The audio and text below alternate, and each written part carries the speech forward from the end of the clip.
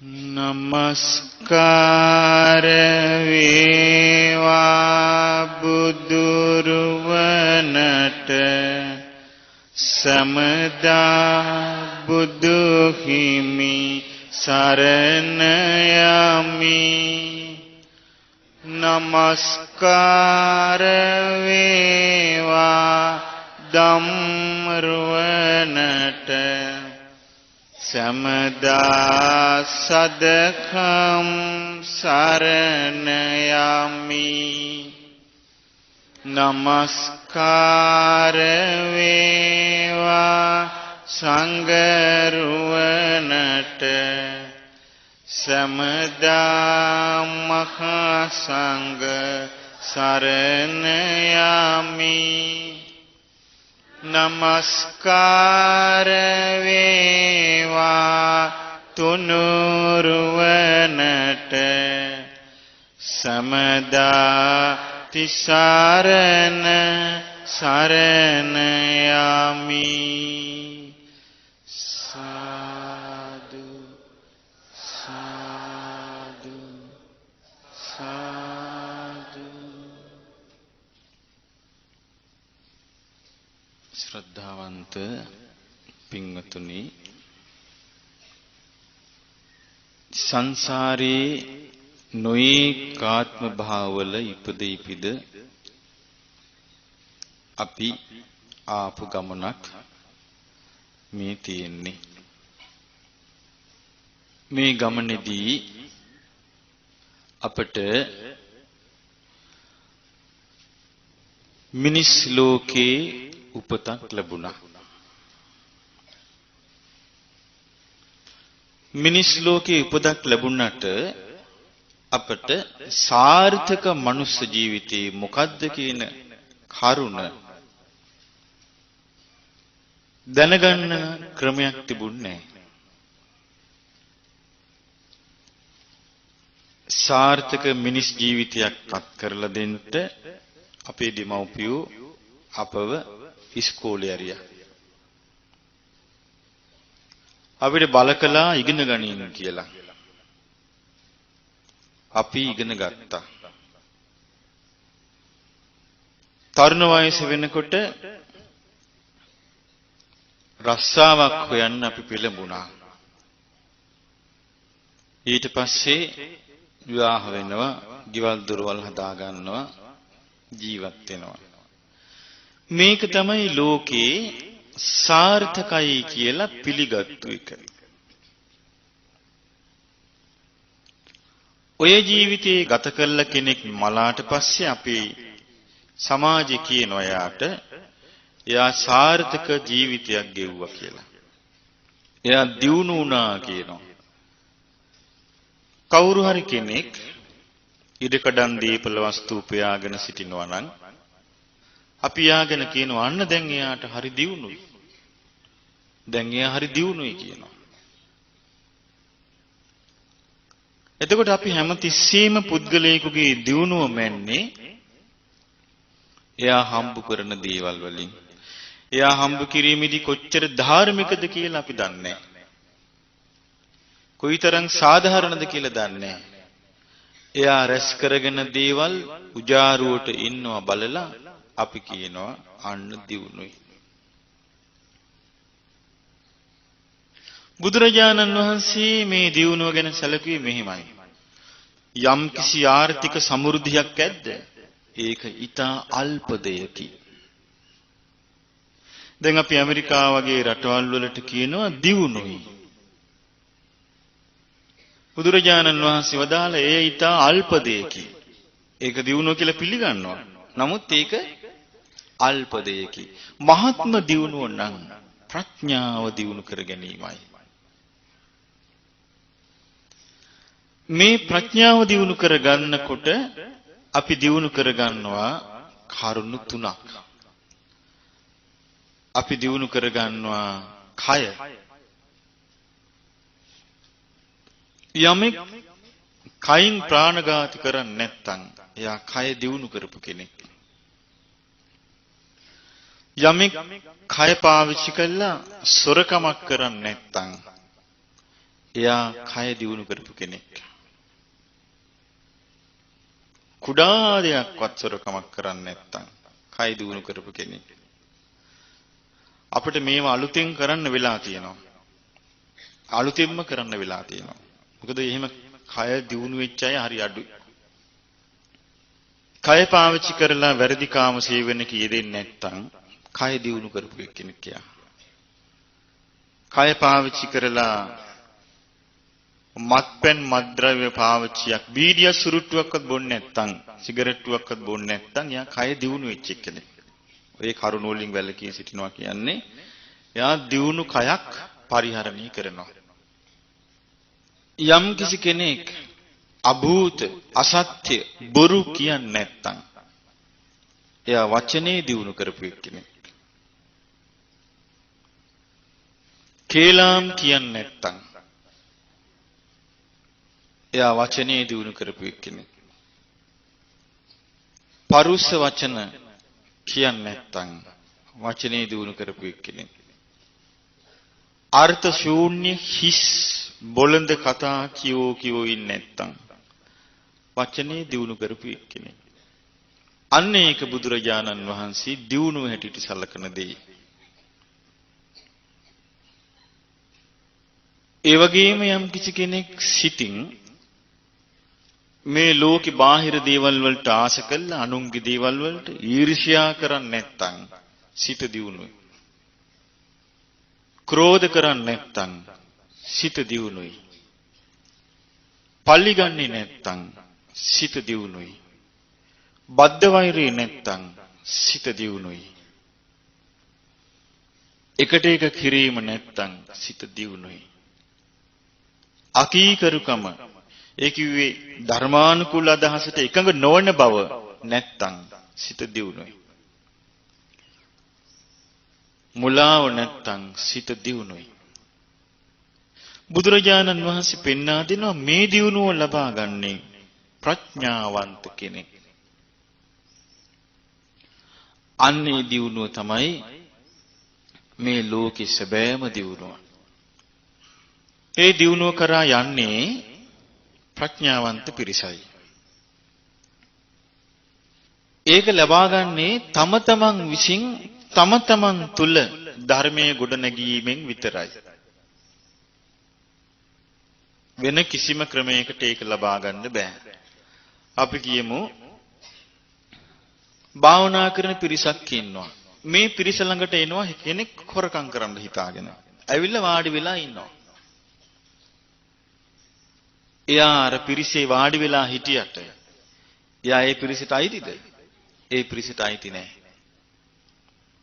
අන්න ඒ වගේ තම තමන් විසින් ධර්මයේ තම තමන් තුළ ගොඩ නගා ගන්නකොට තමයි සැබෑම හිමිකාරය බවට පත් වෙන්නේ. එහෙම නැතුව පිරිසක් රැස් වුණාට පස්සේ අපිත් ඒ පිරිසට එකතු වෙන පමණින් ඒ පිරිසේ කොටස්කාරයෙක් වෙන්නේ නැහැ.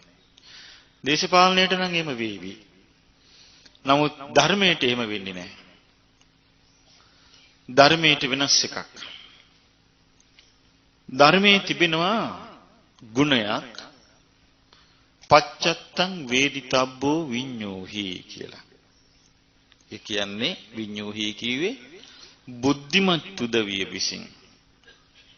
පච්චත්තං කිව්වේ වෙන් වෙන් වශයෙන්. වේදිතබ්බෝ අවබෝධ කරන්න ඕන. මම ඒකට ඔබට තේරුම් ගන්න උපමාවක් කියන්නම්. අපි කියමු මෙතන ඉන්නවා කියලා 5000ක් ඉන්නවා කියමු. ඔන්න දැන් අපිට ලැබිලා තියෙනවා ඉඩම් කෑලි. එක එක්කෙනාට ඉඩම ගානේ ලැබිලා තියෙනවා. හැබැයි ගෙයක් නැහැ. ඉඩම විතරක් තියෙනවා. ඉඩම විතරක් තියෙනවා නම් ගෙයක් නැතුව ස්වාභාවික ආපදා වලට යා මූණ දෙනවද නැද්ද? වැස්සට තෙමෙන්න ඕන. අවුවට වේලෙන්න ඕන. පිනිබාන්න ඕන. මේ හැම දෙයක්ම යාට වෙනවා. ගේ හදාගන්න යා දන්නෙත් නැති එක්කෙනෙක්. හැබැයි ඉඩම් කැල්ල තියෙනවා. එතකොට කරුණාවන්ත කෙනෙක් කැවිදිලා එයාට කියනවා මෙහෙම. අපි ගේ හදන්න බඩු මුට්ටු ඔක්කොම දෙනවා. ගල් වැලි සිමෙන්ති ඔක්කොම දෙනවා. ගේ හදන්න උවමනා කරන ක්‍රමේ කියා දෙනවා. ගේ හදන හැටි.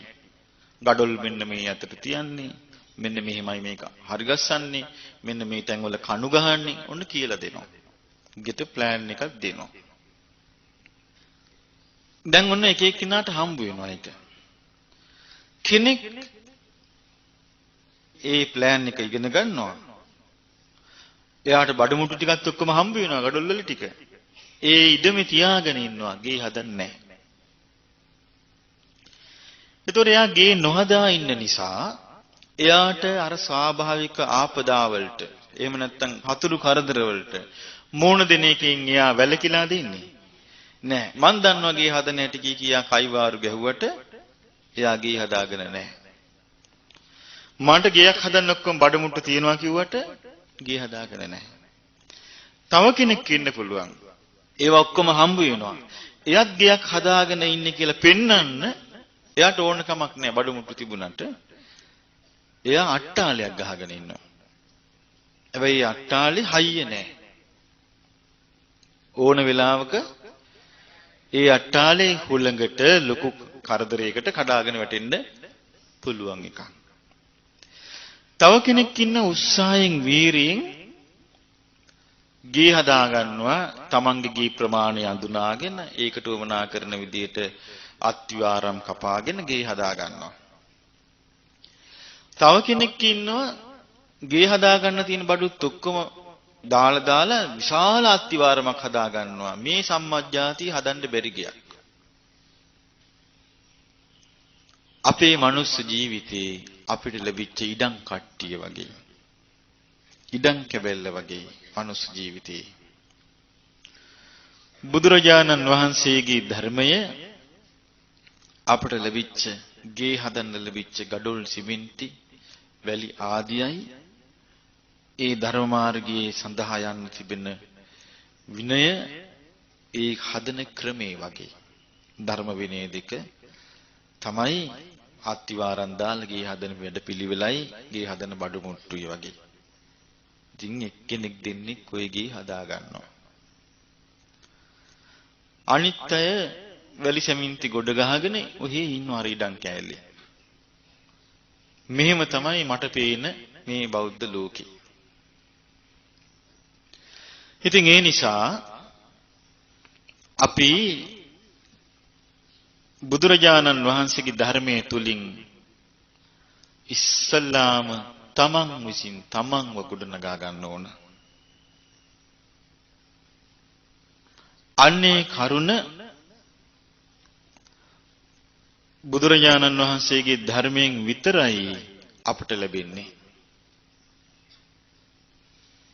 මම මේකයි කිව්වේ මේ පච්චත්තං වේදිතබ්බ විඤ්ඤාය බුද්ධිමත් කෙනා වෙන්ගෙන් වශයෙන් අවබෝධ කරනවා කියලා. වෙන්ගෙන් වශයෙන් අවබෝධ කරන. ඒක රංචුවට අවබෝධ කරනවා නෙමෙයි. අපි ගත්තොත් 500ක් ඉඳලා 500 වෙන්ගෙන් වශයෙන් 500ම සමාධිය වැඩුවා කියමු. තේරුම මොකද්ද? වෙන්ගෙන් වශයෙන් නෙමෙයි මේක දිනු කරන්නේ. එහෙනම් මේක තම තමන් විසින් තම තමන් ගැන වග බලාගත යුතු කරුණක්. ඉතින් බුදුරජාණන් වහන්සේ අපට නිරන්තරයෙන්ම දේශනා කළා මේ ලෝකේ තිබෙන්නේ මම අර කලින් කිව්වේ අපි දියුණුව කිය අපි අහපු දේවල්. නමුත් මේ දියුණුව කියලා අපි සාමාන්‍ය ලෝකේ අහන කරුණු සියල්ලම නිට්ටයද අනිත්‍යද? අනිත්‍ය දේවල්. ඒ අනිත්‍ය දේවල් ගැන බුදුරජාණන් වහන්සේගේ අවබෝධය කොයිතරම් පළල්ද කියලා බලන්න. මේ දේශනාවේ නම ඉරවල් 7ක් උදා වීම ගැන වදාළ දෙසුම. සත්ත සූර්යුග්ගමන සූත්‍රය.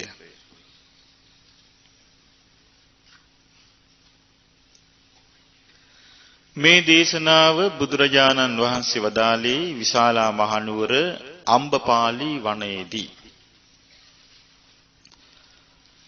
රැස්වුණ භික්ෂු සංඝයාට බුදුරජාණන් වහන්සේ මෙහෙම වදාළා. අනිච්චා භික්කවේ සංඛාරා. එතන සංස්කාර කියලා කිව්වේ මේ හේතුඵල ධර්මතාවෙන් ඇතිවෙච්ච යම්තාක් දේ ඇද්ද ඒ සියල්ල හේතු ප්‍රත්‍යයෙන් හටගත්තු දේවල්.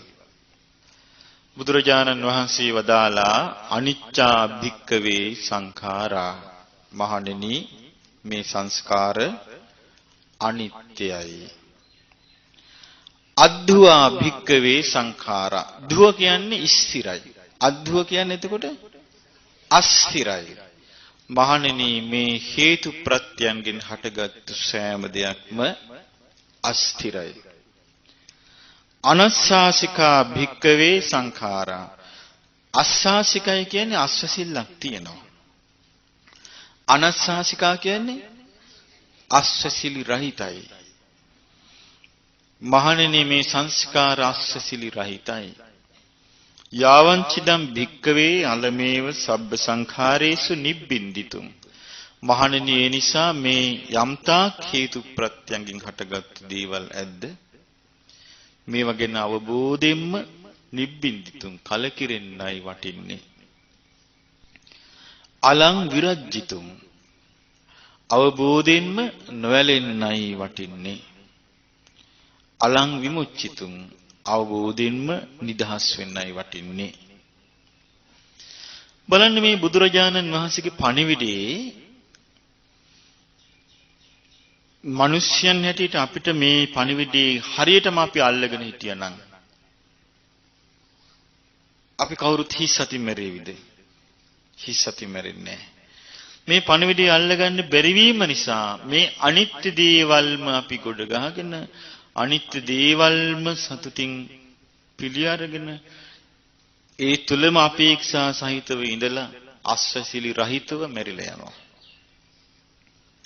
බුදුරජාණන් වහන්සේ මේ අනිත්‍ය ධර්මතාවය මේ බලන්න ඉහළින්ම අපිට දේශනා කරන ආකාරය. පින්වත් මහණෙනි, සිනේරු පර්වත රාජයා යොදුන් 40000ක් උසයි. යොදුන් 40000ක් පළලයි. මේ පර්වත රාජයා මහා සාගරයට යට වෙලා තිබෙනවා. 40000ක් යොදුන යට වෙලා තියෙනවා සාගර ජලයෙන්. 40000ක් යොදුන් සාගරයෙන් උඩට ඇවිදින් තියෙනවා. හැබැයි පින්වත් මහණෙනි ඒ වුණාට කාලයක් එනවා. වැස්ස නැති කාලයක්. අවුරුදු 100ක් නෙවෙයි, අවුරුදු 1000ක් නෙවෙයි, අවුරුදු ලක්ෂ ගණනක් වහින්න නැති කාලයක් එනවා. අන්නේ කාලෙදී වැස්ස නැතිවීම නිසා මේ ලෝකේ යම්තා ගස් වැල් තෘණ ආදී ඇද්ද ඒ සියල්ලම මැලවිලා මැරිලා සම්පූර්ණයෙන්ම ඒවා මිය යනවා. මහණෙනි ඔය වගේ තමයි සංස්කාර. සීල සංස්කාර අනිත්‍යයි. ඒ සංස්කාර ওই විදියමයි මේ සංස්කාර ස්ථිර නැහැ. අස්වැසිලි රහිතයි මේ සංස්කාර. ඒ නිසා මහණෙනි මේ ගැන අවබෝධයෙන්ම කලකිරෙන්න වටිනවා. අවබෝධයෙන්ම නොඇලෙන්න වටිනවා. අවබෝධයෙන්ම නිදහස් වෙන්න වටිනවා. මහණෙනි තව කාලයක් යනකොට මේ සූර්යයාට අමතර තව ඉරක් මේ ලෝකෙට උදා වෙනවා. අන්නේ දෙවෙනි සූර්යයා ලෝකේ උදා වෙද්දී පොඩි පොඩි වැව් පොකුණු ජල තටාක තියෙනවනම් පුංචි පුංචි ඇලදොලවල් ඒ සෑම දෙයක්ම කිමින් හිඳිලා යනවා. ඒ සෑම දෙයක්ම හිඳිලා ගිහිල්ලා වතුර නැති වෙලා යනවා. මහණෙනි ඔන්න ඔය විදිය තමයි සංස්කාර අනිත්‍යයි. මේ සංස්කාර ස්ථිර නැහැ. මේ සංස්කාර අස්සසිලි රහිතයි. මහණෙනි ඒ නිසා අවබෝධයෙන්ම මේ සංස්කාර ගැන කලකිරෙන්නයි වටින්නේ. අවබෝධයෙන්ම නොවැළෙන්නයි වටින්නේ. අවබෝධයෙන්ම නිදහස් වෙන්නයි වටින්නේ. මහණෙනි කාලයක් යනකොට මේ සූර්යා දෙදිනාට අමතර තවත් ඉරක් පායනවා. එතකොට ඉරවල් කීයද? 3යි. තුන්වෙනි ඉර පායද්දී මේ ලෝකේ තියෙන මහා ගංගා හිඳීගෙන යන්න පටන් ගන්නවා. ගංගා, යමුනා, අචිරවති, සරභු, මහි ආදී මහා ගංගා සියල්ල හිඳීගෙන යන්න පටන් ගන්නවා. ඊට පස්සේ මහා ගංගා ලෝකේ නැති වෙලා යනවා. පින්වත් මහණෙනි, ඔන්න ඔය විදියයි සංස්කාර අනිත්‍යයි. සංස්කාර අස්තිරයි. සංස්කාර අස්වැසිලි රහිතයි. මේ නිසා පින්වත් මහණෙනි, ඔය සංස්කාර පිළිබඳව අවබෝධයෙන්ම කලකිරෙන්න වටිනවා. අවබෝධයෙන්ම නොවැළෙන්න වටිනවා. අවබෝධයෙන්ම නිදහස් වෙන්නයි වටින්නේ. පින්වත් මහණෙනි, තවත් කාලයක් ගියාම හතරවෙනි සූර්යයා මේ ලෝකේ පායන්න පටන් ගන්නවා. හතරවෙනි සූර්යයා ලෝකයට පායද්දී අර මහා නදී ගලා බසින්න මුල් වෙච්ච මහා විල් තියෙනවා මේ හිම කඳු අතරේ. ඒ විල් සියල්ලම හිඳීගෙන යන්න පටන් ගන්නවා. අනෝතත්ත විල, සීහපපාත විල, රථකාර විල, කන්නමුණ්ඩ විල, කුණාල විල, ඡද්දන්ත විල, මන්දාකිනී විල. මේ සියලු විල් සම්පූර්ණයෙන්ම හිඳිලා යනවා. එතකොට පින්වතුනි, හතරවෙනි සූර්යයා පායනකොට මේ මහා පෘථුවියේ ජලය නැහැ. මහා පෘථුවියේ ජලය සියල්ලම හිඳිලා ගිහිල්ලා ඉවරයි. මහණෙනි, ඔන්න ඔය විදිහේ තමයි සංස්කාරයන්ගේ හැටි. සංස්කාර අනිත්‍යයි. සංස්කාර අස්තිරයි. සංස්කාර අස්වැසිලි රහිතයි. මේ නිසා මේ සංස්කාර ගැන අවබෝධයෙන්ම කලකිරෙන්න වටිනවා. අවබෝධයෙන්ම නොඇලෙන්න වටිනවා. අවබෝධයෙන්ම නිදහස් වෙන්න වටිනවා. මහණෙනි, කාලයක් යනකොට මේ සූර්යයා හතරක් දැන් පායලා තියෙන පස්වෙනි සූර්යයා පායනවා. පස්වෙනි සූර්යයා ලෝකයට උදා වෙනකොට මහා සාගරය හිඳෙන්න පටන් ගන්නවා. මහා සාගරයේ කිමෙන් කිමෙන් යුදුන් ගණන් හිදීගෙන යනවා. යුදුන් ගණන් හිදීගෙන ගිහිල්ලා කිමෙන් කිමෙන් මිනිස්සෙක් පවවන තරමට හිදීගෙන ගිහිල්ලා තවත් හිදිනවා. අන්තිමේදී වැස්ස වෙලාවට මඩ සහිත පොළවේ හරකෙක් ගමන් කළොත් ඒ හරකගේ කුරේට පොළව එරෙනවා. එතකොට මේ පොළවේ හිටිනවා ඒ කුරේ පුංචි වලක් වගේ. ඒකේ වතුර චුට්ටක් තියෙනවා. ආන්නේ වගේ මහා සාගරයේ ජලය ගවකුරින් හැරුණු වලක වතුර ස්වල්පයක් තිබෙන්නේ යම්සේද අන්නේ වගේ වෙනවා. අන්තිමේදී ඒකත් හිඳිලා ඇඟිල්ලෙන් ගා ගන්න තරම් වතුර ටිකක් නැතු යනවා. පස්වෙනි සූර්යයා පායනකොට මේ පෘථිවියේ වතුර සියල්ලම ඉවර වෙලා යනවා. සම්පූර්ණයෙන්ම දිය බිඳක්වත් නැතු යනවා. මහණෙනි, මේව තමයි සංස්කාරය. සංස්කාරයන් අනිත්‍යයි. සංස්කාරයන් අස්ථිරයි. සංස්කාරයන් අස්සසිලි රහිතයි. මේ නිසා මේ සංස්කාර ගැන අවබෝධයෙන්ම කලකිරෙන්නයි වටින්නේ. අවබෝධයෙන්ම නොඇලෙන්නයි වටින්නේ. අවබෝධයෙන්ම නිදහස් වෙන්නයි වටින්නේ.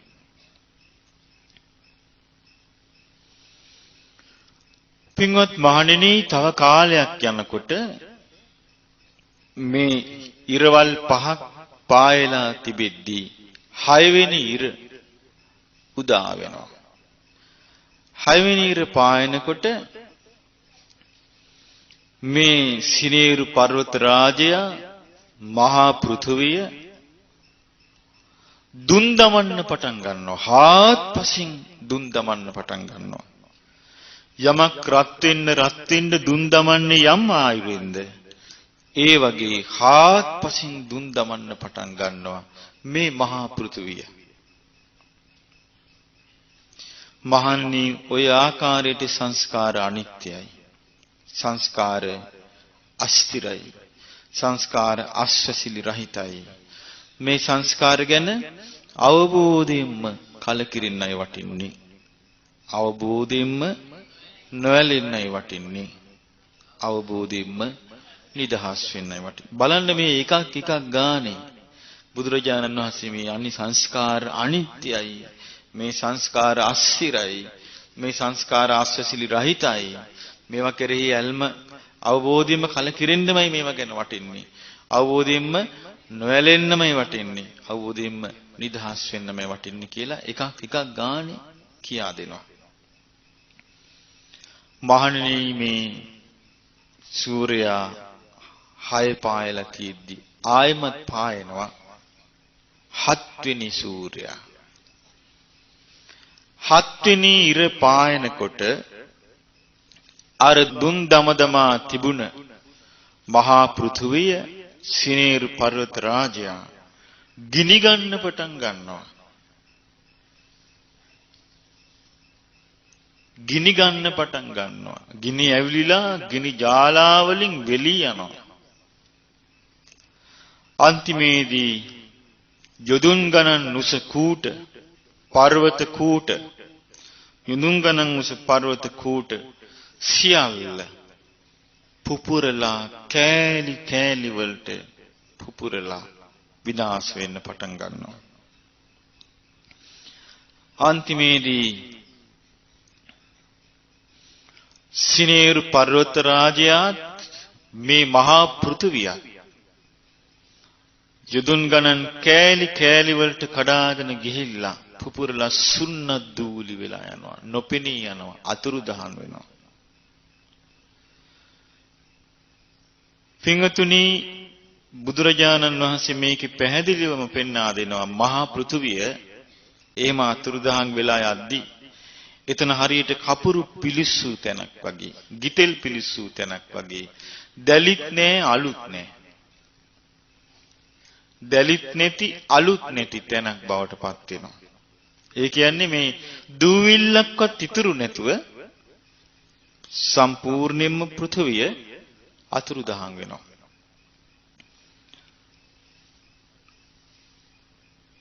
කොයි කාලෙද මේක සිද්ධ වෙන්නේ? මේ මහා භද්‍ර කල්පෙද? මේ මහා භද්‍ර කල්පේ අවසන් වුණාම මෛත්‍රී බුදුරජාණන් වහන්සේ පහළ වෙලා මේ භද්‍ර කල්පේ අවසන් වුණාට පස්සේ ඊට පස්සේ මං හිතන්නේ කල්ප ගණනාවක් බුදුරු ලෝකේ නැහැ. ඒවං අනිච්චා භික්ඛවේ සංඛාරා, මේ විදිහට මේ සංස්කාර මහණෙනි අනිත්‍යයි. අද්දුවා භික්ඛවේ සංඛාරා, මහණෙනි මේ සංස්කාර අස්තිරයි. අනස්සාසිකා භික්ඛවේ සංඛාරා, මේ සංස්කාර අස්වැසිලි රහිතයි. මේ නිසා මේ හේතුඵල ධමයෙන් හටගත්තු දේවල් ගැන අවබෝධයෙන්ම කලකිරින්න වටිනවා. අවබෝධයෙන්ම නොඇලෙන්න වටිනවා. අවබෝධයෙන්ම නිදහස් වෙන්න වටිනවා. ඊළඟට බුදුරජාණන් වහන්සේ හරි අපූර්ව දෙයක් වදාරනවා.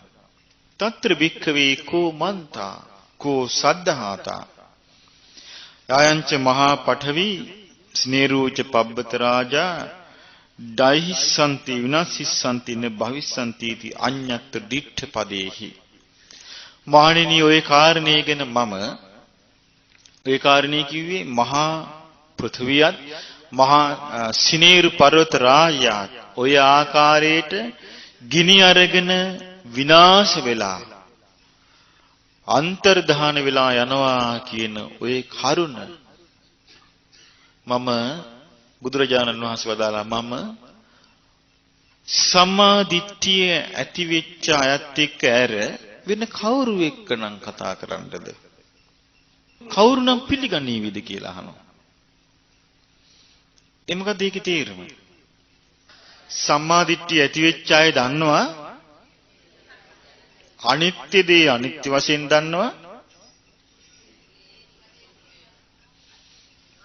දුක් දේ දුක් වශයෙන් දන්නවා තමාගේ වශයෙන් පවත්වන්නට බැරි දේ අනාත්ම වශයෙන්ම දන්නවා. එබඳු කෙනෙකුට මේ අනිත්‍ය ගැන කතා කිරීම කළ හැකි දෙයක්. වෙන කෙනෙකුට ඇහුවොත් එහෙම කොහේ වෙන්න දෝවා? කොහේ වෙන්න දෝවා? ඇයි අනිත්‍යයි කියන කරුණ දන්නේ නැහැ. දැන් බලන්න මුහුද ගැන අපි හිතාගෙන හිටපු දේ සාමාන්‍ය මුහුද ගැන අපි විතර නෙමෙයි මුහුදට ඇලුම් කරපු පහරද හිතාගෙන හිටියේ මුහුදට ඇලුම් කළේ කොහොමද? ඔව් වෙරළ ඉක්මවා යන්නේ නැති නිසා. සාගර රළ වෙරළ ඉක්මවා යන්නේ නැති නිසා. බුදුරජාණන් වහන්සේ දේශනා කළා මේ වගේ තමයි කිව්ව මාගේ ශ්‍රාවකයෝත්. නමුත් ඒ බඳු සම්මුතියකින් පවතින වෙරළ පවා සයුර පවා කොතරම් අනිත්‍යද? එතකොට බලන්න බුදුරජාණන් වහන්සේ වදාළ කොමන්තා කෝස් කවුරුත් එක්කද මං කතා කරන්නේ? කවුරු නම් මේක අදහා ගනීද කියලා අහනවා. මේ මාර්ගඵල අවබෝධය පිණිස ගමන් කරන අය ඇර. ඇයි ඒකට හේතුව? දැන් ඒකට එතකොට අපිට මෙහෙම පේනවා. බුදුරජාණන් වහන්සේගේ කාලෙත් ඉඳලා තියෙනවා මේ අනිත්‍ය දේ ගැන ඒ කියන්නේ එක එක ආගම් වලට කොටු වෙච්ච මතවාද වලට කොටු වෙච්ච අය හිටියනේ. ඒගොල්ලන්ගේ රාමෝල ඉඳලා කල්පනා කළා. දැන් අපේ රටේ දැන් බුදුරජාණන් වහන්සේගේ ප්‍රඥාව මේ ප්‍රඥාව පිළිගන්නේ නැති අය කොච්චර ඉන්නවද? නමුත් බටහිර සුද්ධික් මොකක් හරි කිව්වොත් බුදු කෙනෙක් පහළ වුණා වගේ පිළිගන්නවා. දැන් බුදුරජාණන් වහන්සේගේ ප්‍රඥාවට අලගු තියන්නවත් පුළුවන් කමක් ලෝකේ කාටවත් බෑ. දැන් බලන්න මේ බටහිර පුතඥ මිනිසුන්ගේ මතවාද වලට මේ රටවල වල මිනිස්සු කොච්චර අහු වෙලාද? ගිලලාද? ඒකට වෙන්න බැරුව දඟලනවාද? දැන් බටහිර සුද්ධ කිව්වොත් මේක කවදාවත් විනාශ වෙන්නේ නැහැ කියලා. ඒක මේ මිනිසුන්ට ඇත්ත. අන්න ඒ වගේ අර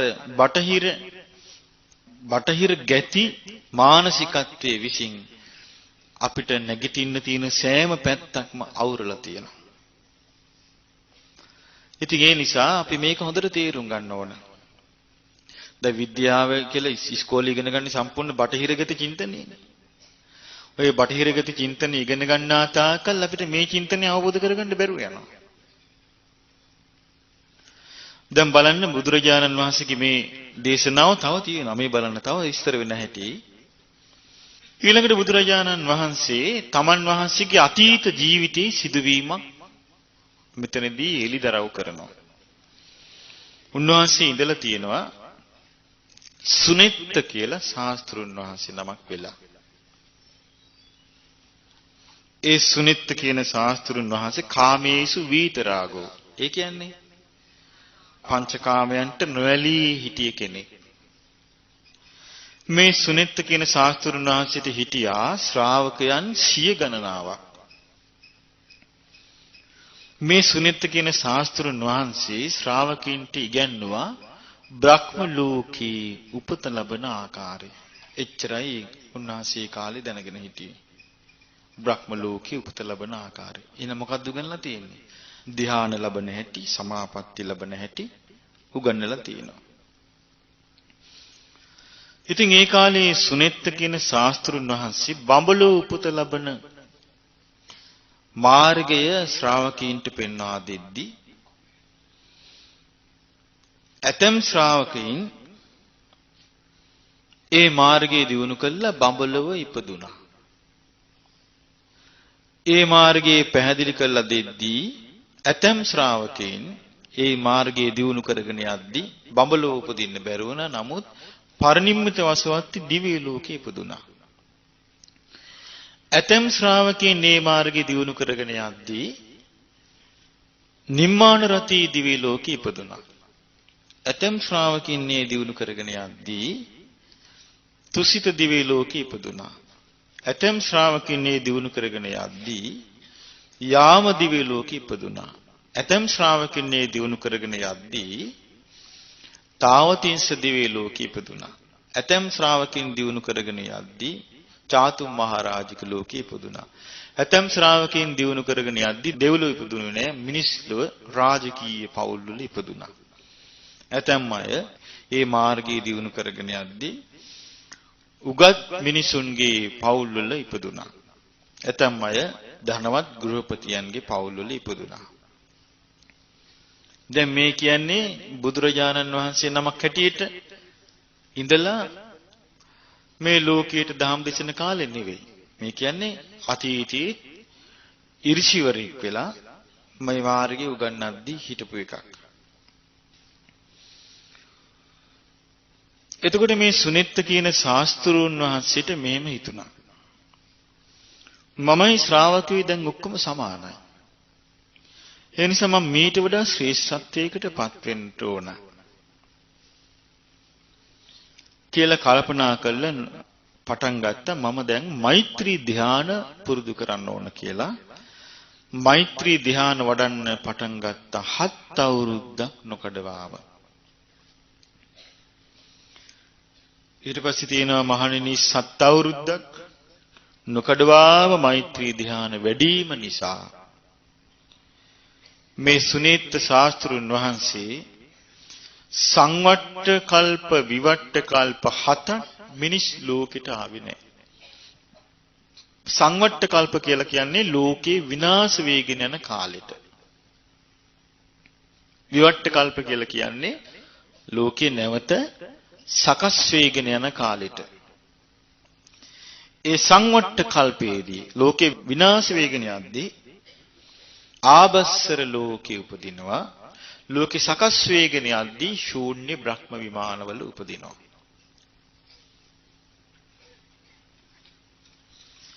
ඊට පස්සේ ඒ සංවට්ටි විවට්ට කල්ප 7 ගෙවුනට පස්සේ මහා බ්‍රහ්මයා වෙලා ඉපදුනා.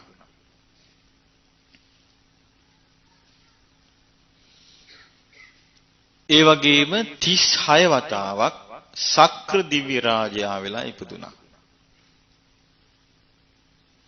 බලන්න එතකොට මේ බෝසතාණන් වහන්සේ දැන් අපි ජාතක කතාවල 550 අහගෙන මේ 550ක් උපන්න කියලානේ කවුරුත් හිතාගෙන ඉන්නේ. මේ බලන්න මේ විස්තරේ. ඊළඟට තියෙනවා මහණෙනි ඊට පස්සේ ශාස්ත්‍රුන් වහන්සේ ඒ විපාක වලින්ම නොඑක් සිය ගණන් වාරයක් සක්විති රජුරු වෙලා ඉපදුනා. ඒ කියන්නේ සිය ගණන් වාරයක් ලැබිලා තියෙනවා මොනවද? දෙතිස් මහා පුරුෂ ලක්ෂණ. දෙතිස් මහා පුරුෂ ලක්ෂණ ඇතුව සිය ගණන් වාරයක් ඉපදිලා බුද්ධත්වයේ සාක්ෂාත් කළා නැහැ. එහෙනම් පේනව නේද බුද්ධත්වයේ කොයිතරම් අමාරු කොයිතරම් දුර්ලභ අචින්තනීය සිටිය නොහැකි එකක් කියලා. මේවැනි සූත්‍ර ධර්ම නුවණින් කල්පනා නොකිරීම නිසා වෙන්නේ නැති ඔය සමහර බුදුබව පතන්නේ. පාරමී පුරන්න ඕන කිය. මේ සූත්‍රය බලවම පැහැදිලිව පේනවා. නොඑක් සිය ගණන් වාර සක්විති රජුරුව වෙලා. ඒ කියන්නේ දෙතිස් මහා පුරුෂ ලක්ෂණ නැතුව සිය ගණන් වාර ඉපදිලා. නමුත් බුදු වෙලා නැහැ. බුදුරජාණන් වහන්සේ ඊළඟට දේශනා කරනවා මහණෙනි ඒ සුනේත්‍ර කියන ශාස්ත්‍රුන් වහන්සේ මෙතරම් දීර්ඝ කාලයක් මේ විදිහට ගත කළාට සංසාරෙන් නිදහස් වෙන්න බැරුව ගියා. ජාති ජරා මරණ ශෝක වැළපීම් දුක් දුම්නස් සුසුම් හෙලීම් වලින් නිදහස් වෙන්න බැරුව ගියා. දක්කද සංවට්ට විවට්ට කල්ප 7ක් පහලට ඇවිල්ලා නැහැ. ආවස්සර ලෝකින් බ්‍රහ්ම ලෝකෙට, බ්‍රහ්ම ලෝකින් ආවස්සර ලෝකෙට, ආවස්සර ලෝකින් බ්‍රහ්ම ලෝකෙට, බ්‍රහ්ම ලෝකින් ආවස්සර ලෝකෙට. ඊට පස්සේ මහා බ්‍රහ්මයා වෙලා උපන්නා. ඊට පස්සේ 36 වතාවක් සක්‍ර දෙවියන් වෙලා ඉපදිලා. නොඑක් සියගණන් වාර චක්‍රවර්ති රජුරු වෙලා ඉපදිලා. දැන් මේකෙන් අපිට මේ අනිත්‍ය බවත් දීර්ඝ බවත් ගැන යම්කිසි ඡායාවක් හිතා ගන්න පුළුවනි. අපි හිතාගෙන ඉන්නේම නෙමෙයි අපි මේ සංසාරේ අපිට තියෙන අවබෝධයක් නැතිකම නිසා අපිට මේක මේ තරම් දීර්ඝ බවක් තේරෙන්නේ. ඉතින් බුදුරජාණන් වහන්සේ වදාළ මහණෙනි නිදහස් වෙන්න බැරුව ගියා. ඒ සුනිත්ත ශාස්ත්‍රූරයාට ජාතිය කිව්වේ ඉපදීමෙන් ජරා මරණයෙන් ශෝක වැළපීම් දුක් දුම්නස් වලින් නිදහස් වෙන්න බැරි වුණා. දෙක අනිත් එක තමයි මේකෙදී දැන් මේ ඉහෙළම දේ ඉන්නේ බුදුරජාණන් වහන්සේ මේ කතා කරන්නේ. දැන් බලන්න මෙතන කතා කරන්නේ ඉහෙළම දේවල්. මොකද්ද මේ සංවට්ට කල්ප වෙනකොට ආබස්සර ලෝක උපදිනවා. විවට්ට කල්ප වෙනකොට බ්‍රහ්ම විමානවල උපදිනවා. මහා බ්‍රහ්ම වෙලා උපදිනවා. ඊළඟට දිව්‍ය සක්‍ර දෙවිය වෙලා 36 වතාවක්. නොඑක් සිය ගණන් වර මේ සක්විති රජුරු. මේ කියන්නේ ඉහෙළම තැන නෙමෙයිද? මේ ඉහෙළම දේවල් නෙමෙයිද මේ කියන්නේ? එහෙම දේවල් කියලා කියනවා මහණෙනි ජාති ජරා වලින් මිදලා නැහැ. එතකොට අපි මේ බුදුරජාණන් වහන්සේ ඉහෙළම දේ පෙන්නලා කරන කතාව අපිට තේරුම් ගන්න අපිට චුට්ටක් මොලේ ඕන. අපිට මේක තේරුම් ගන්න. එපමණ ඉහළ තත්ත්වයෙන් ඉඳලත් ජාති ජරා මරණ වලින් නිදහස්ුනේ නැත්නම් අපි වගේ අය ගැන කවර කතාවද? අපි මේ මහා ලුගුවට තම තමන් ගැන හිතාගෙන හිටියට මේවා ගැන කවර කතාවද මේ සිද්ධියත් එක්ක අපි සංසන්දනය කරලා බැලුවොත් මොකද්ද තියෙන්නේ අපිට?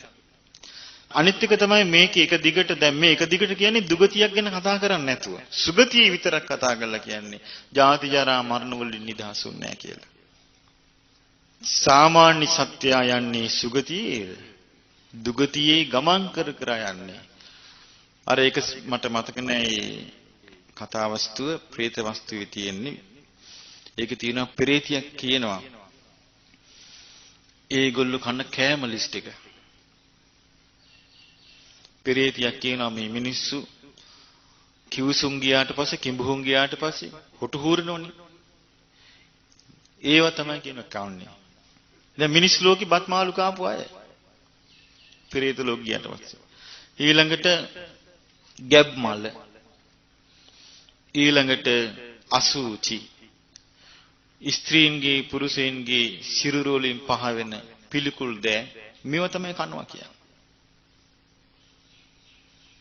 ඒතර ඉබඳු සසරක් ගැන බුදුරජාණන් වහන්සේ වර්ණනා කරයිද? මේ සසරත් ජාති ජරා මරණ වලින් නිදහසුන්නේ නැහැ කියනවනම් සුගතිය ගැන කියලා. ඊළඟට බුදුරජාණන් වහන්සේ වදාළා "ඇයි මාණෙනි මෙහෙම වුනේ?" කරුණු හතරක් ඒ සුනිත්ත ශාස්ත්‍රූරයාට අවබෝධ කරගන්න බැරුව ගියා. ඒ කරුණු හතර තමයි ආර්ය සීලය, ආර්ය සමාධි, ආර්ය ප්‍රඥා, ආර්ය විමුක්ති. ඊළඟට බුදුරජාණන් වහන්සේ වදාලා "මහණෙනි දැන් මම ඒ ආර්ය සීලය අවබෝධ කරගත්තා. ආර්ය සමාධිය අවබෝධ කරගත්තා. ආර්ය ප්‍රඥාව අවබෝධ කරගත්තා. ආර්ය විමුක්තිය අවබෝධ කරගත්තා. දැන් මට මේ භව තණ්හා සියල්ල නැති වෙලා තියෙන්නේ. භව රැහන් සියල්ල විනාශ වෙලා තියෙන්නේ. ආයෙනම් උපතක් නැහැ." බුදුරජාණන් වහන්සේ දේශනා කළ ගාථාවක් දේශනා කරනවා. සීලං සමාධි පඤ්ඤාච විමුක්තිච අනුත්තරා අනුබුද්ධා ඉමේ ධම්මා ගෝතමේන යසස්සිනා. බුදුරජාණන් වහන්සේ වදාලා සීල සමාධි ප්‍රඥා අනුත්තර විමුක්තිය මේවා අවබෝධ කරගත්තා. කවුද? කීර්තිමත් ප්‍රඥායති ගෞතම බුදුරජාණන් වහන්සේ. ඉති බුද්ධෝ අභිඤ්ඤාය ධම්මමක්ඛාසි භික්ඛුනං දුක්ඛසන්ත කරෝ සත්තා චක්ඛුමා පරිනිබ්බුතෝති. ඒ බුදුරජාණන් වහන්සේ මේ ආර්ය සීල, ආර්ය සමාධි, ආර්ය ප්‍රඥා, ආර්ය විමුක්ති අවබෝධ කරගෙන භික්ෂූන් වහන්සේලාට මේ ධර්මයේ කියා දුන්නා. මේ දුක් අවසන් කරපු ශාස්ත්‍රුන් වහන්සේ පිරිනුවන් පානවා. බලන්න මේ දේශනාව කොයිතරම් අංග සම්පූර්ණයිද. බුදුරජාණන් වහන්සේගේ ධර්මයේ මෙන්න මේ විදිහට අපිට අංග සම්පූර්ණ දේශනා හැටියට යහන්න ලැබෙන්න ඕන. එතකොට තමයි අපිට බුදුරජාණන් වහන්සේ කවුද? උන්වහන්සේගේ අවබෝධය කුමක්ද? උන්වහන්සේ අපගේ ශාස්ත්‍රුන් වහන්සේ වන්නේ මක් නිසාද? මේ සියල්ල අපට වටහා ගන්න පුළුවන් වෙන්නේ. මේකේ විශේෂත්වය මේකයි. දැන් මේ සූත්‍ර දේශනාව ඇහුවාම ඔබට ඇති වෙන්න ඕනේ ප්‍රශ්නයක්. එකම එක ප්‍රශ්නයක්. වෙන ගොඩක් ප්‍රශ්න ඇති වුණොත් එහෙම පටලවගෙන තියෙන බව පේනවා.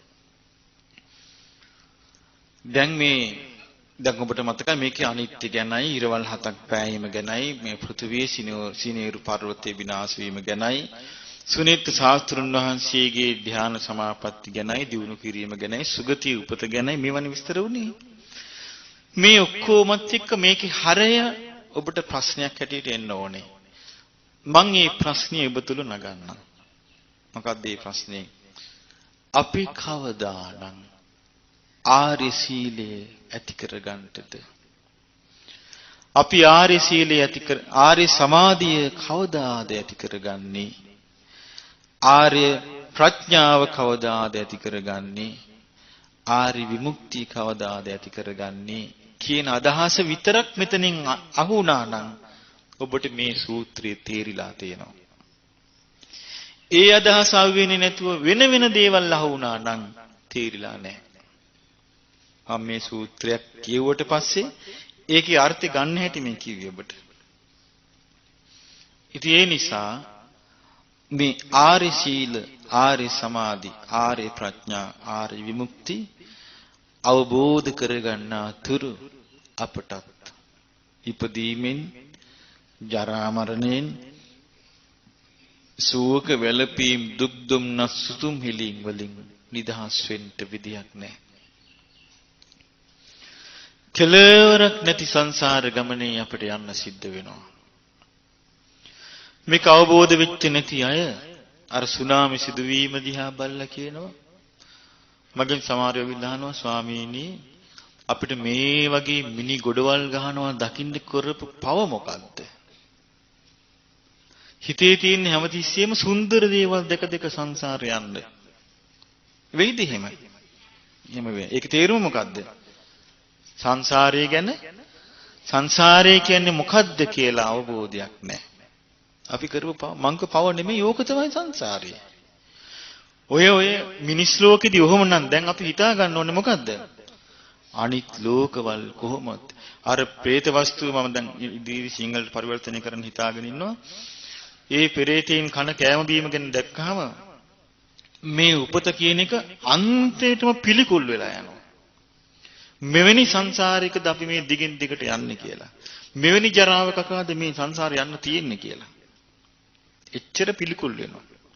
ඒ වගේම ලොකු උනන්දුවක් ඇති වෙනවා, අනේ අපිට ඉක්මනට මේ ධර්ම මාර්ගෙ ගිහිල්ලා සෝවාන්වත් වෙන්න ඕන, නැත්තම් ඉතින් මේ ගුරුට වැටෙන්න ඉඩ තියෙනවා කියලා. ආනේ පණිවිඩේ තමයි මේ ධර්මයෙන් ගන්න තියෙන්නේ.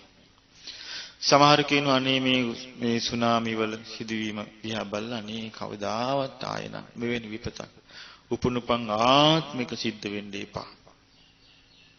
ලැබෙයිද? නෑ. යන්න තිබෙන්නේ ඒවට මෝන දිදීමයි. යන්න තියෙන ඒවට මෝන දිදීමයි. ජරා මරණ ශෝක වැළපීම් දුක් දුම්නස් සුසුම්ගලීන් වලින් තොර උපතක් ගැන බුදුරජාණන් වහන්සේ දන්නවා නම් ඒකාන්තයෙන් උන්වහන්සේක අපට කියා දෙනවා. අපි පැහැදිලිව දන්නවා යන්න තියෙන ගමනේ කොයිතරම් භයානකද කියන්නේ. ඒකයි බුදුරජාණන් වහන්සේ වදාළේ මහණෙනි ප්‍රමාද වීම කියලා කියන්නේ අන්තිම භයානක දෙයක් කියලා. මතකද අර කාන්තාව පිරිසක් මත්පැන් බිව්වා. බුදුරජාණන් වහන්සේ වදාළේ මොකද්ද? මොනවට උඹලා hina වෙනවද? කෝණුහාසු. කිමානන්ද උඹලා මොකක් ලැබිලා සතුටු වෙනවද? නිච්ඡම් පජ්ජලති සති උඹලා හැමතිස්සෙම ගිනි ගන්නවා. අන්ධකාරේන ඕනද්ද? මුලාව නැමැති කරවලේ වැටිලා ඉන්න පිරිස පදීපන්න ගවෙස්සත. ඇයි ප්‍රඥාව නැමැති පහන හොයන්නේ නැත්තේ? බලන්න මේ පණිවිඩය අපි අල්ල ගන්න ඕන.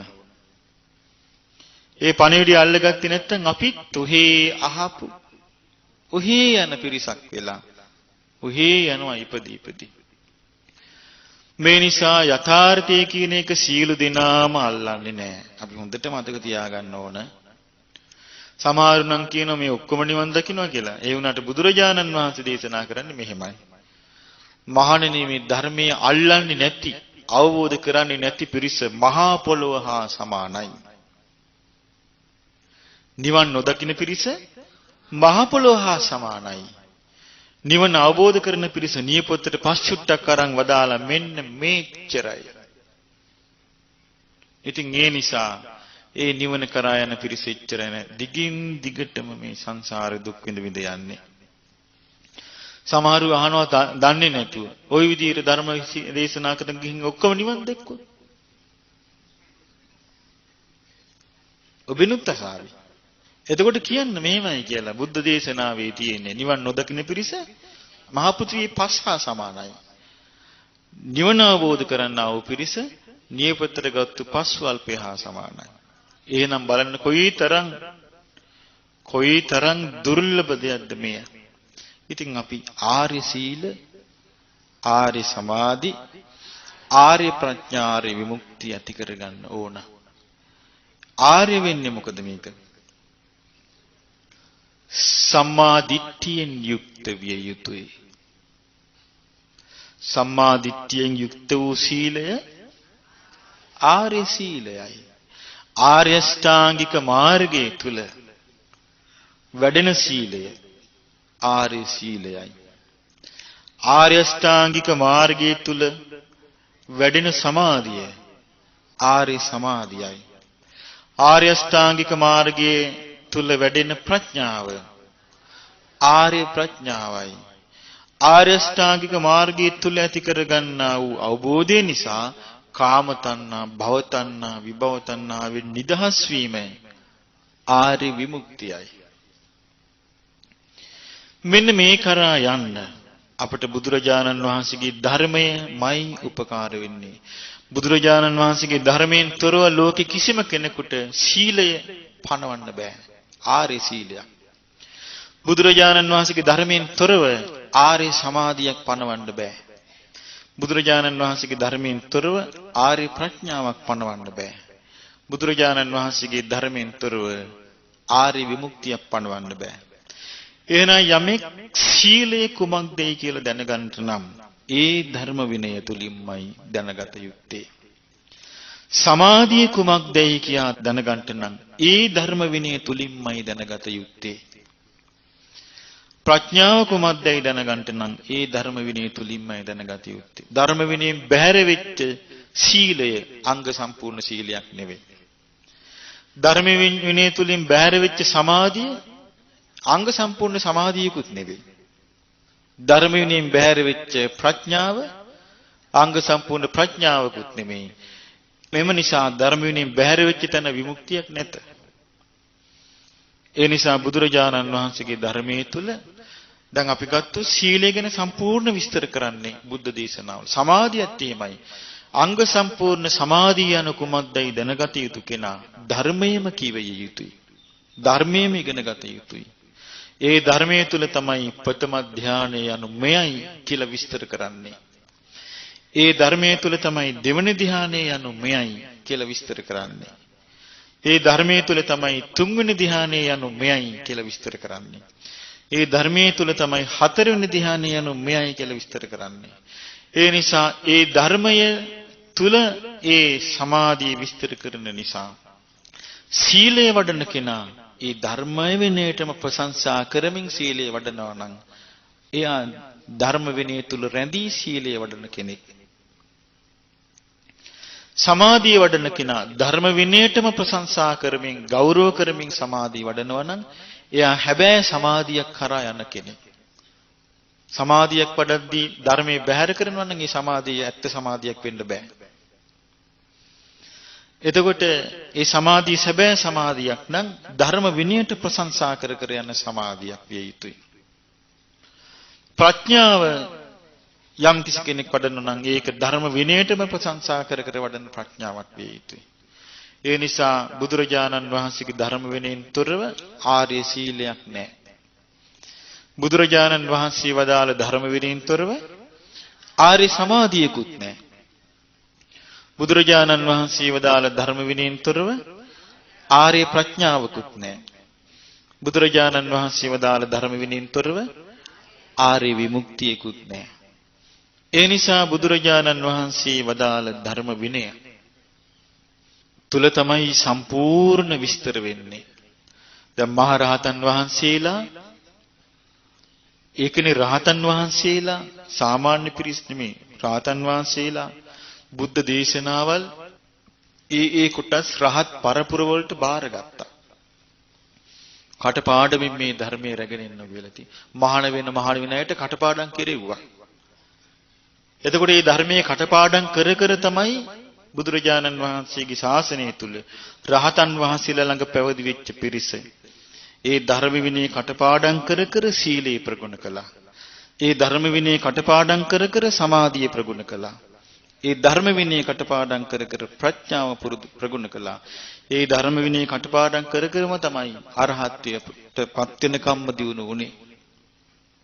ඒ නිසයි පිරිසිදු ධර්ම විනය මුඛ පරම්පරාවෙන් දිගින් දිගටම පැමුණුනේ. ඒ නිසා අපිට ඒක ආය අලුතින් පටන් ගන්න වෙලා තියෙනවා. දැනට ලෝකේ නෑ. අලුතින්ම පටන් ගන්න වෙලා තියෙනවා. ඉතින් ඒ නිසා අපිට පැහැදිලිව පේනවා මේ ධර්ම මාර්ගයේදී හැබැයි එකයි ඉලක්කය. මොකද්ද? චතුරාර්ය සත්‍ය ධර්මය අවබෝධ කර ගැනීම. මේ යන ගමනේදී අපි දන්නවා අපිට ඉස්සෙල්ලාම වමනා කරන්නේ ශ්‍රද්ධාව. ශ්‍රද්ධාව මොකද්ද? සද්ධාති තථාගතස්ස බෝධින්. අපි මේ එක එක්කිනාගේ අවබෝධය ගැන පහදින්න නෙමෙයි මේ ශාසනයට ඇතුළු වෙන්නේ. කාගේ අවබෝධය ගැන පහදින්නද? බුදුරජාණන් වහන්සේගේ අවබෝධය ගැන පැහැදීමටයි. බුදුරජාණන් වහන්සේ විස්තර කරනවා සද්ධාති තථාගතස්ස බෝධින්. තථාගතයන් වහන්සේගේ අවබෝධය ගැන පහදින්න ඕන. පැහැදිලා ඒක අදහා ගන්නවා අරහං. බුදුරජාණන් වහන්සේ රාග දේශ මොහ නැති කෙනෙක්. සම්මා සම්බුද්ධ චතුරාර්ය සත්‍ය ධර්මය ගුරුපදේශ රහිතව අවබෝධ කරපු කෙනෙක්. විද්‍යාචරණ සම්පන්න ඒ අවබෝධයට අනුවම ජීවිතේ පවත්වා වදාළ කෙනෙක්. සුගත සුන්දර නිවන මඟ වන ආර්ය මාර්ගයේ ආර්ය අෂ්ටාංගික මාර්ගයේ අනුගමනය කළ නිවන සාක්ෂාත් කරපු කෙනෙක්. ලෝකවිදු සකල විද ලෝකයන් ගැන පරිපූර්ණ අවබෝධයකින් යුක්තව ඉඳලා ලෝකයෙන් නිදහස් වෙච්ච කෙනෙක්. අනුත්තර පුරුෂ ධම්මසාරති. දමණය කළ නොහැකි අය දමණය කිරීමෙහි අනුත්තර වූ උත්තමයන් වහන්සේ. සත්තා දේව මනුස්සානං. දෙවියන්ගේත් මිනිසුන්ගේත් ශාස්ත්‍රූන් වහන්සේ. බුද්ධ අවබෝධ කොට වදාළ උතුම් ධර්මය අන්නයට අවබෝධ කරවීම පිණිස මහා කරුණාවෙන් දේශනා කරපු කෙනෙක් භගවා මේ සියලු ගුණ දැරීමට වාග්යවන්ත කෙනෙක්. ආනේ මතේ ඒ පැහැදීම තමයි මේ ධර්ම ගවේෂණය අපේ මේ ධර්ම හැසිරීමේ ආරම්භය. ඒ පැහැදීමට ආපු නැති එක්කිනා කැරකි තමන්ගේ මතේටමයි එන්නේ. කැරකි තමන්ගේ දේම හුවා දක්වන්න පුළුවනි. තමන්ගේ දේම හුවා දක්වන්න පුළුවනි. නමුත් මේ ශ්‍රද්ධාවට පැමිණිච්ච එක්කිනා එහෙම නැහැ.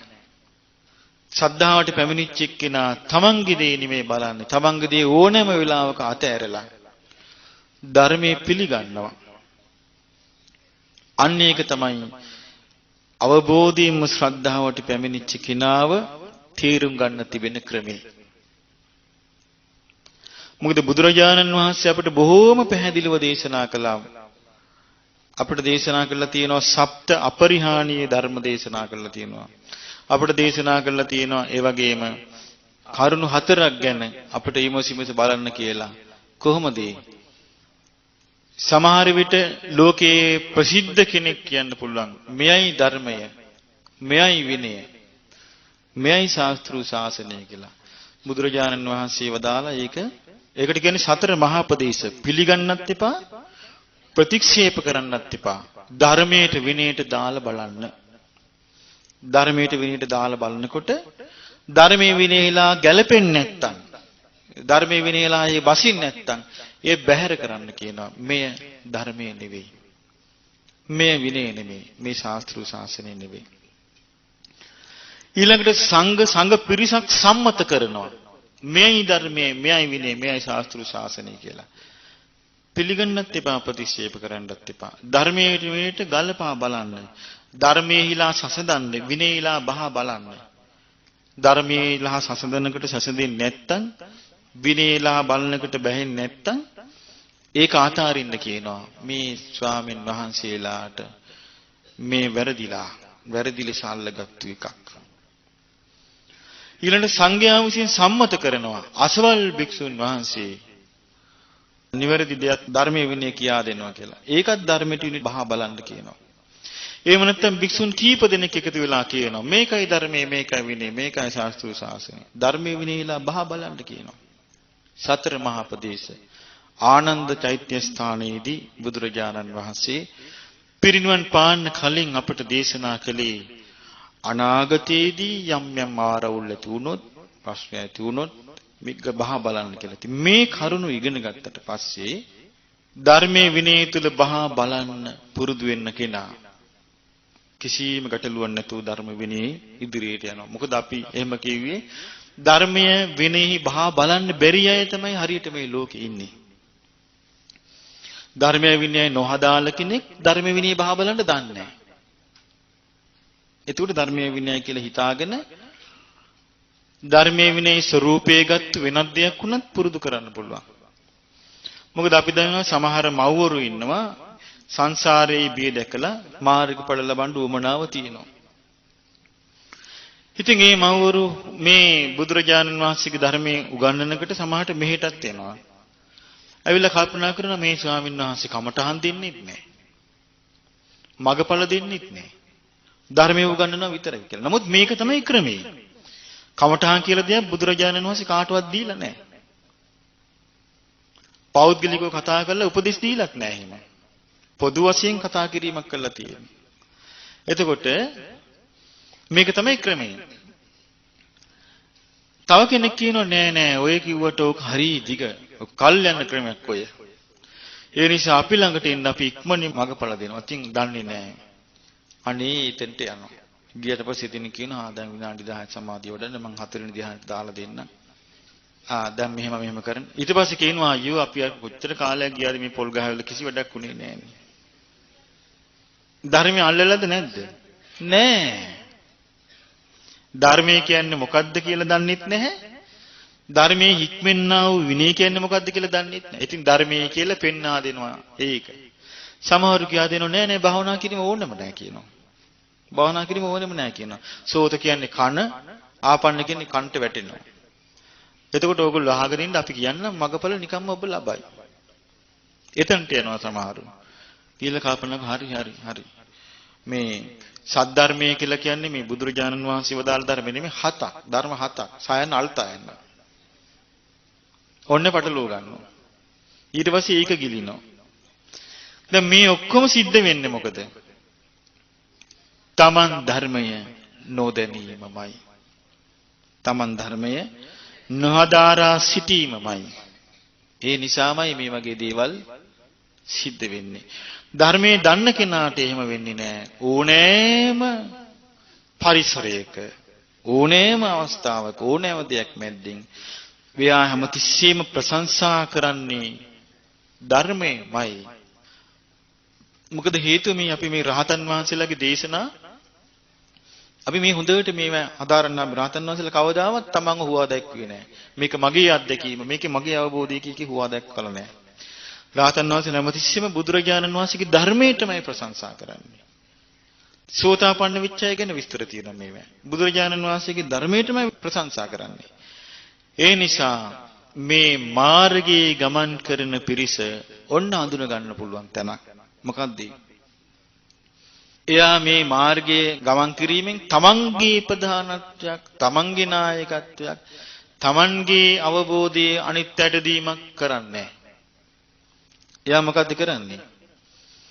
ධර්මයේම කියා දෙනවා. බුදුරජාණන් වහන්සේ මේ විදිහට දේශනා කළා, මේ විදිහට දේශනා කළා, මේ විදිහට දේශනා කළා කියලා ධර්මයේම කියා දෙනවා. ඉතින් ඒක අපිට හොඳ ලස්සනට මේ සූත්‍ර දේශනා කියවද්දී ඊටාම පැහැදිලිව අපිට දකින්න ලැබෙනවා. ඒ නිසා අපිට උවමනේ අන්න ඒ වගේ ශ්‍රද්ධාවක්. සමහරු හිතාගෙන ඉන්න බුදුරජාණන් වහන්සේගේ ධර්මය කියන්නේ බුද්ධ ශාසනය කියලා කියන්නේ මේ ගොඩනැගිලි මහා පිංකම් කියලා. ඉතින් ඒව හදලා එයා සන්තෝෂ වෙනවා. මම දැන් ශාසනය වෙනුවෙන් සෑහෙන්න කළා කියනවා. ශාසනය වෙනුවෙන් යා කරපු දෙයක් නෑ. සමහරු සීලේ සම්පූර්ණ කරගන්නවා. හිතලා එයා කල්පනා කරනවා දැන් ඉතින් හරි මගේ. මම ශාසනයෙන් ප්‍රයෝජනෙ ගන්න. ප්‍රයෝජනයක් මදි. මේක මේ වගේ එකක්. බුදුරජාණන් වහන්සේගේ ශාසනය ගහක් වගේ. ගහක තියෙනවා කොළ දලු මල්, අතුපතර, පොතු, එළය, අරටුව. බුදුරජාණන් වහන්සේගේ ශාසනය හැටියට තිබෙන්නේ මොකද්ද? අරටුව, අරහත් ඵල විමුක්තිය, ආර්ය විමුක්තිය. එතකොට මේ අරටුව කරා යනකම්ම කෙනෙක් සෑහීමකටපත් නොවි අවබෝධයෙන්ම මේ ධර්ම මාර්ගයේ යන්න ඕන. සෑහීමකටපත් නොවි. අන්නේ විදිහට මේ ධර්ම මාර්ගයේ ගමන් කිරීම තුළ මොකද සමහරු ඉන්නවා සමාධියක් වැඩෙන්නේ නැහැ. සමාධියක් වැඩෙන්නේ නැති එක්කෙනා පසුබට වෙනවා. ඒ කෙනා දන්නේ නැහැ ධර්මයේ හැසිරීමේදී එකේ තම තමන් තුළ තිබෙන කුසලතාවල වෙනස්කම් තිබෙන බව. දැන් මේ ධර්මය අවබෝධ කරගන්න කොටස් දෙකක් පෙන්නනවා. ඉක්මනට සමාධිය වැඩෙන පිරිස එක කොටසක්. සමාධිය වැඩෙන්නේ නැති පිරිස එක කොටසක්. සමාධිය වැඩෙන පිරිසට කියනවා සැප ප්‍රතිපදාවේ ගමන් කරන පිරිස. සමාධිය වැඩෙන්නේ නැති පිරිසට කියනවා දුක් ප්‍රතිපදාවේ ගමන් කරන පිරිස. සමාධිය වැඩෙන එක්කිනාට නීවරණ ධර්ම සංසිඳන නිසා යාගේ ප්‍රතිපදාව සැපයි. හැබැයි මේ සැප වූ ප්‍රතිපදාව තුලත් අවබෝධයේ එක කොටසක් ඉන්නවා වේගවත්ව අවබෝධ කරනවා, තව කොටසක් ඉන්නවා හිමීට අවබෝධ කරනවා. ඒ කියන්නේ දැන් සමාධිය හොඳට දියුණු කළා හිට එයා පටිච්ච සමුප්පාදි පංච උපාදානස්කන්ධය ආයතන 6 ආදී යෝනිසෝ මනසිකාරී නුවණින් විමසීමස බලද්දී එයාට ඉක්මනින් මේවයි යථා තත්ත්වය අවබෝධ වෙනවා සමාධිය තුලින්. ඒකට ඒ කිනාට සමාධියත් දියුණු වෙනවා ප්‍රඥාවත් දියුණු වෙනවා. තව කෙනෙක් ඉන්න ඕන සමාධිය හොඳට පිහිටවලා ප්‍රඥාව දියුණු කරනවා. නමුත් විදර්ශනා වඩද්දි එයාට ආයමත් වැඩෙන්නේ සමතෙමයි. විදර්ශනා අවබෝධයට වඩා සමාධියමයි යාට වැඩෙන්නේ. ඒ කියන්නේ අවබෝධය යාට හිමෙන් වෙන්නේ. එතකොට සමාධිය වැඩෙන අය අතර කොටස් දෙකක් ඉන්නවා වේගවත් අවබෝධ කරන සහ හිමීට අවබෝධ කරන. දුක්ඛ ප්‍රතිපදාවෙත් කොටස් දෙකක් ඉන්නවා. ප්‍රතිපදා දුකසේ වේගවත් අවබෝධ කරන, ප්‍රතිපදා දුකසේ හිමිහිට අවබෝධ කරන. දුක්ඛ ප්‍රතිපදාව තියෙන අය කරුණු පහක් පුරුදු කරන්න ඕන කියනවා. සමාධිය ඇතුුන්නේ නැහැ කියලා. ඒ ගැන දුක් දුම්නස් ඇති කරගත්තු සතිපට්ඨානෙ වඩන්න බෑ. දෝමනස්ස කියලා කියන්නේ බැහැර කළ යුතු එකක්. සතිමා විනෙය්‍ය අභිජ්ජා දෝමනස්සං. සිහියෙන් ඇලීමයි ගැටීමයි දුරු කරන්න ඕන. සමහරුති සමාධියක් වඩින්න නැගලා පසුතැවිතවි භාවනාව වඩනවා. වැඩින්නේ නැහැ. එයා මොකද කරන්න ඕනේ? බුදුරජාණන් වහන්සේ වදාලා. එයා බලන්න ඕනේ කයේ ඇත්ත. කයේ ඇත්ත බලනවා කියන්නේ මොකද්ද? අසුබේ. එයා නිතර නිතර කයේ ඇත්ත බලන්න ඕනේ. ඊළඟට එයා මොකද කරන්න ඕනේ? ආහාරේ ඇත්ත බලන්න ඕනේ. කන බොනදී අන්තිමට මොකද වෙන්නේ කියලා. ඊළඟට එයා මරණ සති වඩන්න ඕනේ. මරණ සති වඩන්න ඕනේ. මරණ සතිය වැඩිවීමෙන් තමයි එයා ආයේ ධර්මයට එන්නේ. කැරකි කැරකි අප්‍රමාදී වෙන්නේ මරණ සතිය වැඩිවීමෙන්. මොකද හේතුව තමන්ගේ ජීවිතයේ බුදුරජාණන් වහන්සේ වදාළේ කොහොමද? මරණය පිළිබඳ උන්වහන්සේ වදාළේ අජ්ජේව කිච්ඡං ආතප්පං කෝජඤ්ඤා මරණං සුවේ. හිත මැරේ විදයි කවුද දන්නේ?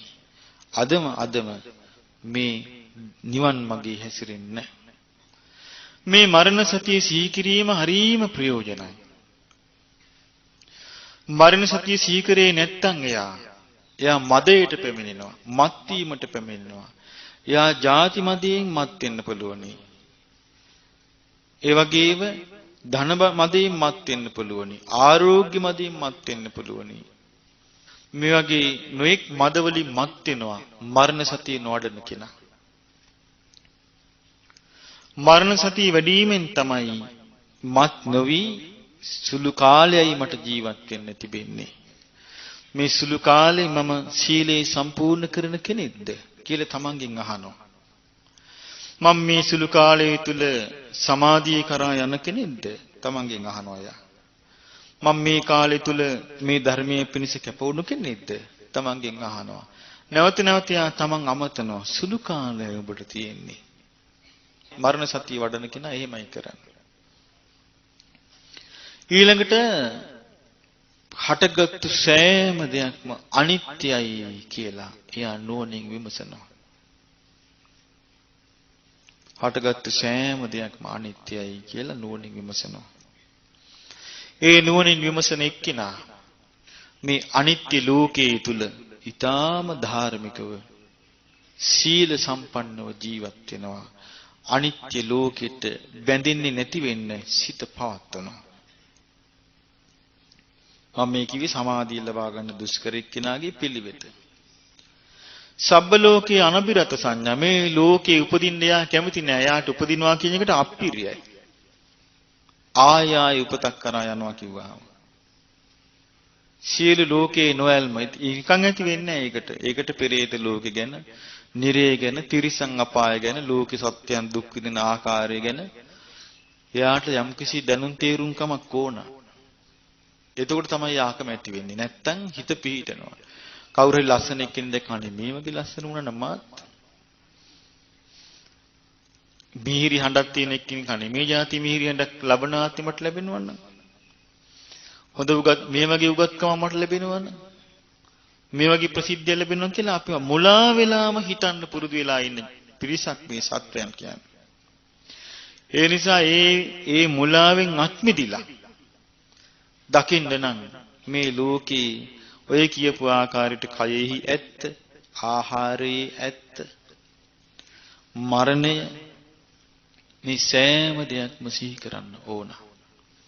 එතකොට තමයි යා කෙමෙන් ධර්මයට පැමිණෙනවා.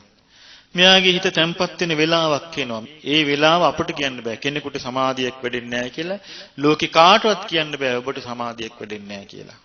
කිසි කෙනෙකුට කියන්න බෑ.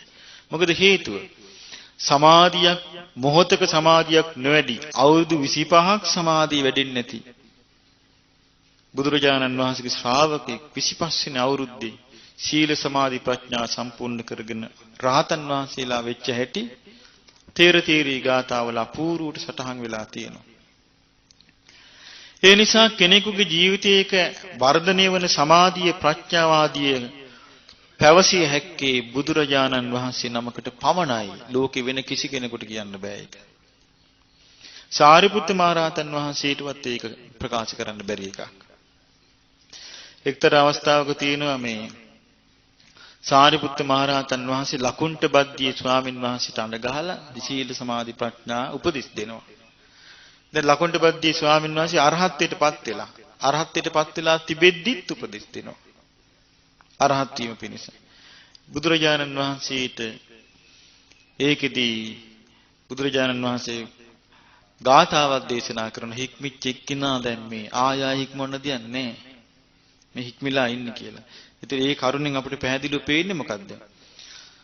නමුත් සාරිපුත්ත මහ රහතන් වහන්සේ කවුද? සයේතාපි භික්කවේ ජනෙත්ති යදිදං සාරිපුත්තු. සාරිපුත්තයන් වහන්සේ සෝතාපට්ටි ඵලයේ විනේති. සෝවාන් වෙන්න මේ සත්‍යංග සෝවාන් ඵලයේ හික්මවන මහා ප්‍රඥාවෙන් අග්‍රේසර වූ සාරිපුත්ත මහ රහතන් වහන්සේටත් ඉන්ද්‍රිය පරියත්ත ඥානය නැහැ. ඒක තියෙන්නේ කාටද? බුදුරජාණන් වහන්සේට පමණයි. ඒ නිසා අපි හැමතිස්සෙම බුදුරජාණන් වහන්සේටමයි ගෞරව කරන්න ඕන. බුදුරජාණන් වහන්සේ වදාළ ධර්මයටමයි ගෞරව කරන්න ඕන.